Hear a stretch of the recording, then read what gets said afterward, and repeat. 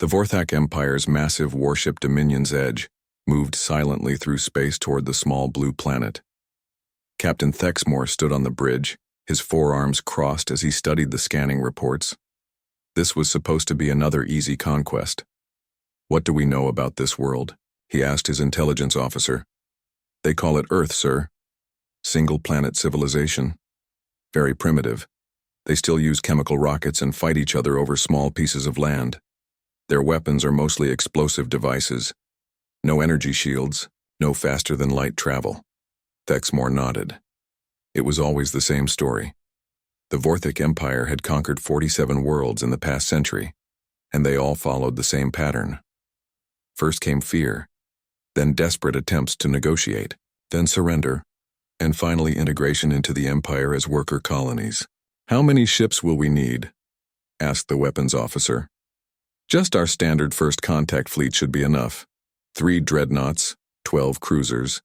These humans won't even know what hit them."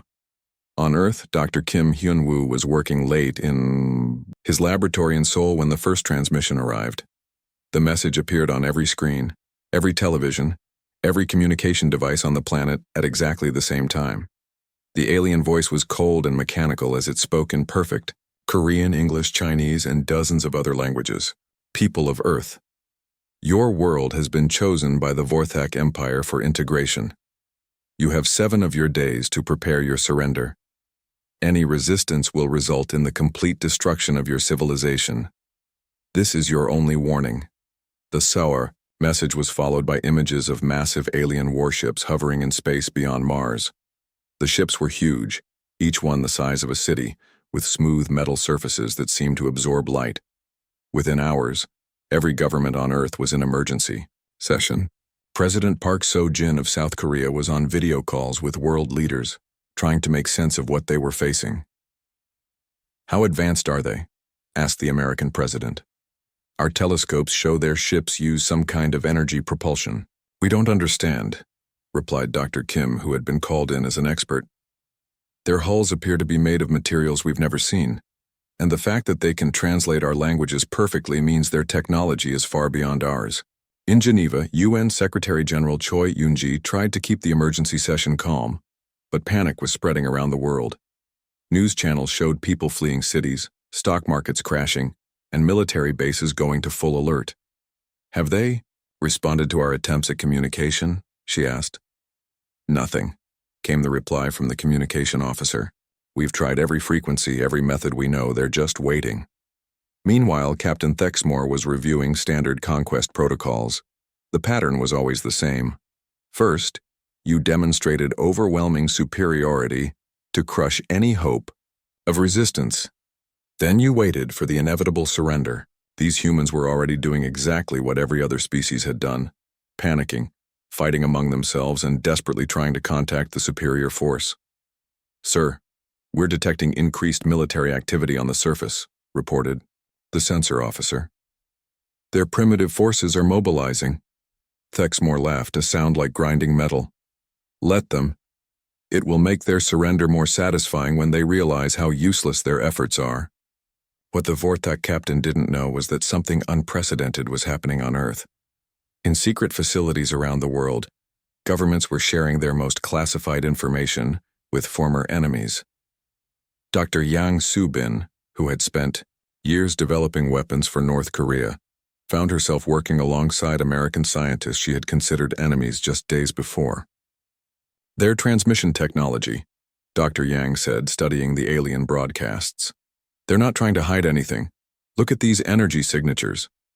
Dr. Lim Jae-sung, a Japanese physicist, nodded as he analyzed the data.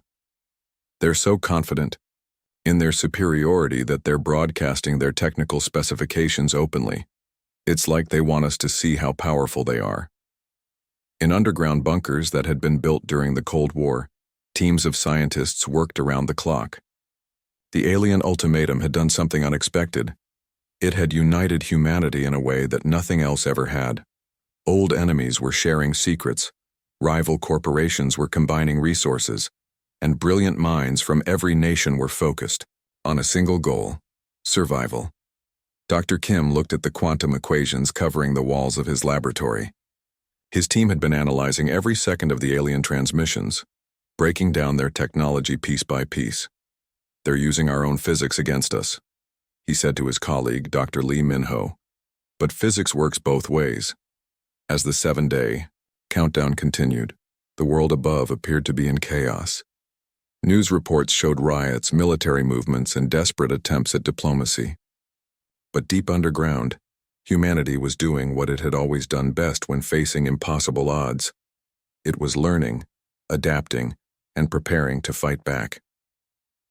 The Vorac Empire had made their first mistake. They assumed that a primitive civilization would react like every other primitive civilization they had conquered. They didn't understand that humans were different.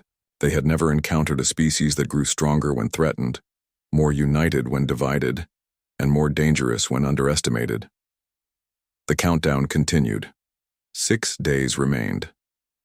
Captain Thexmore watched the reports from his command center with growing satisfaction. The humans were behaving exactly as predicted. Their news network showed panic in the streets. Their military forces were moving randomly, and their leaders were making desperate speeches about unity and resistance. "Pathetic," he said to his second-in-command. "Look at them scurrying around, like insects. Their most advanced weapons are simple explosive devices. Their fastest ships can barely reach their own moon." The intelligence reports confirmed what the Vorac already knew. Human technology was centuries behind theirs. Their computers were slow and primitive. Their energy sources were inefficient. Their communication systems were easy to intercept and decode. "Should we demonstrate our power now, sir?" asked the weapons officer. "We could destroy one of their cities to speed up their surrender." "No need," Thexmore replied. "Let them waste their energy on meaningless preparations. When they finally understand how hopeless their situation is, they will beg for mercy." The captain had seen this same pattern 47 times before. First came the panic, then the desperate military preparations that would never work, then the realization that resistance was impossible, and finally the surrender. It usually took less than a week. What Thexmore could not see was what was really happening beneath the surface of human society. In a converted subway station deep under Seoul, Dr. Kim Hyun-woo was working with scientists from around the world on something that had never happened before in human history. "The data from their transmissions is incredible," said Dr. Yang Subin, looking at screens filled with alien technology breakdowns. "They're not even trying to hide their capabilities. It's like they want us to see how powerful they are." Dr. Lim Jae-sung nodded as he studied the energy readings. "Their confidence is their weakness. They've been broadcasting their shield frequencies, their weapon signatures, even their navigation systems. They think we're too primitive to understand any of it." In the 3 days since the ultimatum, something extraordinary had happened. Every major government on Earth had opened their most secret files. Weapons programs that had been hidden for decades were suddenly being shared with former enemies. Scientists who had spent their careers competing were now working together. President Park So-jin had made the decision that changed everything. "All classified research is now declassified," she announced in the emergency session. "Every secret program, every hidden project, every experimental technology. We share everything, or we die separately." Within hours, decades of secret scientific advancement began flowing between nations. The American railgun projects combined with Japanese magnetic levitation technology. Russian quantum research merged with Chinese satellite networks. Korean electronics expertise joined with European energy systems. Dr. Kim looked at his international team working around the clock. "They made a mistake," he said quietly. "They think primitive means stupid. But we've been preparing for war with each other for centuries. We just never had a common enemy before." Above ground, the chaos continued. News cameras showed military bases on high alert, cities being evacuated, and world leaders giving speeches about hope and determination. But this was all theater. Or the real work was happening in hidden facilities that most people didn't even know existed. In a converted mine shaft in Colorado, American scientists worked with their former rivals to build something the world had never seen. In underground laboratories beneath Switzerland, European researchers combined their knowledge with Asian technology. In secret bunkers across the globe, Humanity was doing what it had always done when facing extinction. It was adapting. "Look at this," Dr. Choi Hyejin said from her monitoring station in Busan. She had been listening to alien communications for 3 days straight. Their ships follow predictable patterns. They have schedules, routines, even maintenance cycles. They're so confident that they're not even trying to hide their movements. Dr. Lee Min-ho studied the tactical displays. They're treating this like a parade, not a military operation. Their ships are positioned for maximum psychological impact, not for actual combat efficiency. The breakthrough came on the 4th day. Dr. Kim's team had been analyzing the alien shield technology when they discovered something remarkable. The Vorac shields were incredibly advanced, but they were designed to stop the kinds of weapons that other advanced civilizations would use. They were not designed to handle the crude, brutal, but effective weapons that humans might build. Their shields can stop energy weapons and conventional projectiles, Dr. Yang explained to the group, but they have specific frequencies they operate on, and they have to lower their shields to fire their own weapons. Dr. Lim added, "They're like a fortress with thick walls, but predictable gates. If we can time our attack for when those gates are open, and if we can hit them with something they're not designed to stop." Meanwhile, Captain Thexmore continued his routine scans of Earth. He saw the military movements, the energy signatures of human weapons being activated, and the communication traffic between governments. All of it confirmed what he expected to see from a primitive civilization facing superior force. "Sir, they appear to be coordinating some kind of global response," reported his sensor officer. Thexmore laughed. "Let them coordinate. It will make no difference. Their weapons cannot penetrate our shields, their ships cannot match our speed, and their technology cannot compete with ours.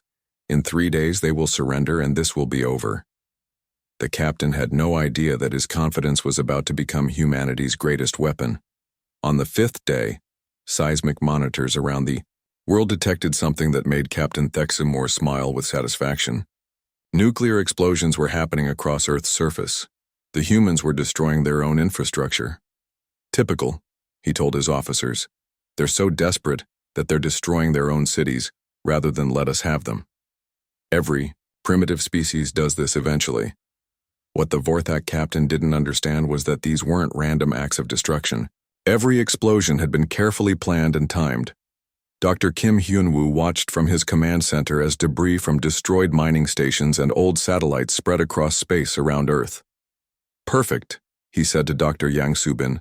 "Now we have cover for what we're really building." The explosions created the largest debris field in the solar system's history. To the aliens, it looked like humans destroying their own resources in despair. In reality, it was the most sophisticated camouflage operation ever attempted. Behind the screen of floating metal and rock, humanity was preparing its secret weapons. Dr. Lim Jae-sung stood in what used to be a subway tunnel, now converted into a massive railgun that stretched for 15 kilometers underground. Similar weapons had been built on every continent, disguised as emergency construction projects. "The power grid connections are complete," he reported. "We can draw energy from entire cities when we need to fire." Above ground, the world still looked chaotic. News reports showed continued panic, military movements, and politicians making desperate speeches. But this was all carefully planned theater. The real activity was happening in places the aliens couldn't see. In converted underground parking garages, teams led by Dr. Park Jin-woo had transformed every piece of space junk around Earth into guided missiles. Old satellites that the world had thrown away were now weapons platforms, each one equipped with simple but effective navigation systems. "The beauty of it," Dr. Park explained to his team, "is that they see garbage where we've created an army." Dr. Choi Hyejin had spent 5 days doing nothing but listening to alien communications from her facility in Busan. The Vorac were so confident that they weren't even using encryption for most of their messages. "They're planning to start their demonstration attack tomorrow," she reported to the global command network. "The lead ship will position itself over Seoul and fire one shot to show their power. Then they expect us to surrender." Dr. Kim nodded as he received the report. Everything was proceeding exactly as they had hoped. The aliens were following their standard conquest pattern, which made them predictable. and predictable enemies could be defeated. The quantum communication network was perhaps humanity's greatest achievement of the past week. Using principles that the aliens had unknowingly revealed in their own transmissions, every hidden facility on Earth could now communicate, instantly and secretly. All stations, this is primary command. Dr. Kim broadcast across the network. Final preparations begin now. Remember, we only get one chance at this. Across the globe, teams made their last adjustments. In Australia, a railgun disguised as a mining operation prepared to fire metal slugs at incredible speeds. In Russia, converted missile silos loaded projectiles that would travel at significant fractions of light speed. In America, what appeared to be a new power plant was actually a massive magnetic accelerator. The most crucial element was timing. Dr. Lee Min-ho had spent days studying the alien attack patterns. The Vorac ships had to lower their shields to fire their weapons. For exactly 4.7 seconds, their supposedly impenetrable defenses would be vulnerable. 0.7 seconds, he repeated to himself. That's our window. That's when we strike. Captain Thexmore prepared for what he expected to be the final day of human resistance. His flagship, the massive dreadnought World Ender, began its approach to Earth. The plan was simple. Position the ship over the largest human city, fire one devastating shot, and wait for the inevitable surrender. Sir, we're detecting unusual energy patterns from the surface, reported his sensor officer. Probably their primitive power plants overloading from fear, Thexmore replied dismissively. Or maybe they're trying to build some kind of last-minute weapon. Either way, it won't matter. The Vorac had conquered 47 worlds using the same strategy. Overwhelming display of force, followed by quick surrender. They had never encountered a species that used their confidence against them. As the World Ender moved into position over Seoul, Dr. Kim made his final broadcast to the hidden network around the world. All stations, prepare for execution. Remember what we learned. They see us as primitive because we use simple solutions to complex problems. Today, we show them that simple solutions can be the most effective ones. In his command center, Dr. Kim looked at the displays showing alien ship positions, human weapon readiness, and the countdown timer. Everything they had built in 7 impossible days was about to be tested. They chose to threaten our world, he said quietly to his team. They chose to treat us like animals to be conquered. They chose to underestimate what humans can do when we're fighting for our home. Dr. Yang checked her equipment one final time. All systems ready, Dr. Lim confirmed. The targeting data. Railguns locked on target. Dr. Choi monitored alien communications. Their ship is moving into firing position. The moment had arrived. 7 days of desperate preparation, international cooperation, and human ingenuity were about to face the test of actual combat. The awakening was complete. Now came the reckoning. Captain Thexmore stood proudly on the bridge of the World Ender as his massive ship moved into position above Seoul. The city spread out below them like a map, millions of humans going about their final day of freedom. Lower the forward shields and prepare the main cannon, he ordered. One shot at their largest building should be enough to break their spirit. His weapons officer began the firing sequence. Shields lowering now, sir. Weapon charging. Target knocked. At that exact moment, 15 kilometers below Seoul, Dr. Kim Hyun-woo spoke one word into his communicator. Fire. The coordinated attack began with mathematical precision. The first railgun slug, accelerated to 20% of light speed, struck the World Ender just as its shields dropped. The impact created a hole the size of a building in the ship's hull. Before the aliens could react, 17 more projectiles hit from different directions. What looked like space debris suddenly revealed guidance systems and small engines. Old satellites that had been floating dead in space for years came alive with deadly purpose. Impossible, Captain Thexmore shouted, as his ship shuddered under the impacts. Their technology is primitive. How are they penetrating our shields? Dr. Lee Min-ho watched from the command center as their calculations proved exactly right. They built their shields to stop energy weapons and normal projectiles, he explained to his team. But we're hitting them with solid metal moving at relativistic speeds, timed for when their shields are down. The second wave of the attack came from directions the Vorac had never imagined. Around the solar system, what they had dismissed as random debris revealed itself as thousands of guided weapons. Every piece of space junk, every abandoned satellite, every bit of metal floating in space had been converted into a missile. The Vorac cruiser Starcrusher exploded when 40 makeshift projectiles struck it simultaneously. The destroyer planet, Breaker tried to raise its shields but was torn apart by a stream of metal slugs fired from converted mining equipment on the moon. "Sir, we're under attack from everywhere," reported the tactical officer on Thexmoor's bridge. The debris field is alive with weapons, but the most devastating blow was yet to come. Dr. Choi Hee-jin activated the communication array that her team had built using alien technology principles. Instead of trying to contact the Vorac ships, she broadcast directly to their home, worlds using their own networks. The message was simple but devastating. Technical specifications showing exactly how a primitive species had just destroyed the mighty Vorac fleet. Detailed breakdowns of alien shield frequencies and weapon vulnerabilities. Proof that the supposedly invincible empire could be defeated by clever thinking and simple physics. "This is Dr. Choi Hee-jin of Earth," she broadcast across Vorac space. "Your empire told us we were primitive. Your ships told us we were helpless. Your captain told us we would surrender. Today we show the galaxy what happens when you underestimate humanity." On Vorac homeworlds, the broadcast caused immediate chaos. For centuries, their empire had maintained control through the myth of invincibility. Subject races had never resisted because they believed resistance was impossible. Now they watched live footage of human weapons tearing through Vorac dreadnoughts. Captain Thexmoor's ship was dying around him. Half his crew was dead, his engines were failing, and his supposedly impenetrable hull had more holes than a fishing net. "Sir, incoming transmission from the planet's surface," reported his communications officer. The screen showed Dr. Kim Hyun-woo sitting calmly in his command center.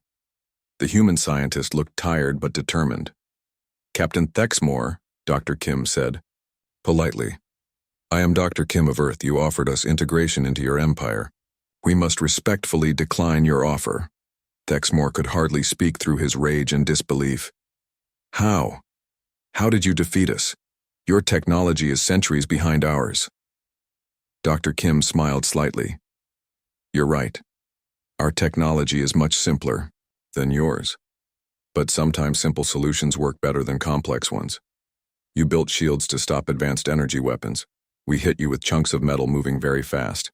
You designed tactics to fight other advanced civilizations. We fought like humans." Around the solar system, the remaining Vorac ships were in full retreat. The mighty fleet that had arrived expecting easy conquest was now reduced to 3 damaged vessels limping toward deep space. "You used our own transmissions against us," Thexmoor said, finally understanding what had happened. "You were so confident that you broadcast all your technical specifications," Dr. Yang Subin added, appearing on the screen next to Dr. Kim. "You told us exactly how your shields worked, when they turned on and off, and what frequencies they used. You gave us everything we needed to defeat you." Dr. Lim Jae-sung joined them. "Physics works the same everywhere in the universe, Captain. Force equals mass times acceleration. When you accelerate enough mass to high enough speeds, no shield can stop it." The final insult came when Dr. Park Jin-woo showed the captain footage of the weapons that had destroyed his fleet. Converted railguns built from mining equipment, guided missiles made from garbage satellites, projectile accelerators disguised as power plants. "We built all of this in 7 days," Dr. Park said, quietly. 7 days of sharing knowledge instead of hoarding it. 7 days of working together instead of fighting each other. Imagine what we could build if you gave us 7 years. Captain Thexmoor's ship finally lost power completely. As emergency systems failed around him, he received one final message from Earth. "Tell your empire," Dr. Kim said, "that Earth remembers those who threaten our home." The 3 surviving Vorac ships limped back toward their home territory, carrying news that would change the galaxy forever. Captain Thexmoor, his career destroyed and his ship barely functional, sent his report to the High Command with trembling hands. The humans, They are not like the others, he wrote. They do not think like other species. They turn weakness into strength. They use our confidence against us. The Empire must be warned. But the warning came too late. Dr. Choi Hye-jin's broadcast had already reached 47 star systems. On every world the Vorac had conquered, subject races watched the impossible footage of human weapons destroying the invincible fleet. On the mining world of Kethtar, worker-slaves stopped their digging and looked up at the sky. For the first time in generations they began to whisper about freedom. On the agricultural planet Velmor, farmers who had spent their lives growing food for Vorac masters started meeting in secret. If primitive humans could defeat the Empire, maybe they could too. Within days, rebellions began erupting across Vorac space. The Empire that had ruled through fear discovered that fear could work both ways. When the myth of invincibility was broken, everything else began to crumble. Back on Earth, the world was still adjusting to what had happened. Dr. Kim Hyun-woo stood before the United Nations, but now the assembly hall contained more than just human delegates.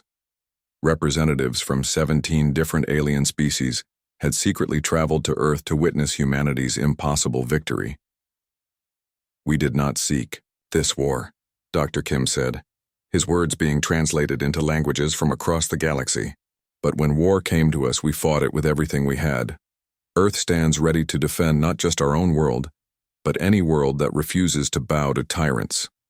The alien observers took careful notes. These humans had done something no one thought possible. They had turned primitive technology into advanced weapons through pure ingenuity. They had united their entire species in just 7 days. Most importantly, they had proven that the supposedly invincible could be defeated. President Park So-jin announced the formation of the Terran Defense Coalition. The technologies that humanity had developed during their desperate week would be shared freely with any species willing to stand against imperial dominance. We learned something during our fight, she told the gathered delegates. When different groups share their knowledge instead of hiding it, when former enemies work together toward a common goal, impossible things become possible. Dr. Yang Soo-bin had been working on the next phase of human development. Using principles learned from captured Vorac technology, combined with human innovation, her team was already building faster ships and better weapons. The aliens made a mistake, she explained to her international colleagues. They thought primitive meant weak, but humans have always been survivors. We adapt, we learn, and we overcome. Now we have their technology to study, and they have seen what we can do with our own. The real victory, however, was not in the technology or the weapons. It was in what humanity had become during those 7 days of crisis. Dr. Lim Jae-sung looked at the global communication network they had built, connecting every nation on Earth in real time. For the first time in human history, he said, we are truly united. Not because someone conquered us, but because we chose to stand together against a common threat. The effects of Earth's victory spread far beyond military matters. Trade delegations from free species began arriving, offering exchanges of technology and culture. The galaxy, which had been dominated by empires built on conquest, suddenly had an alternative model to follow. Dr. Lee Min-ho watched new ships launching from Earth's orbital facilities. These were not weapons of conquest like the Vorac had built, but vessels of liberation.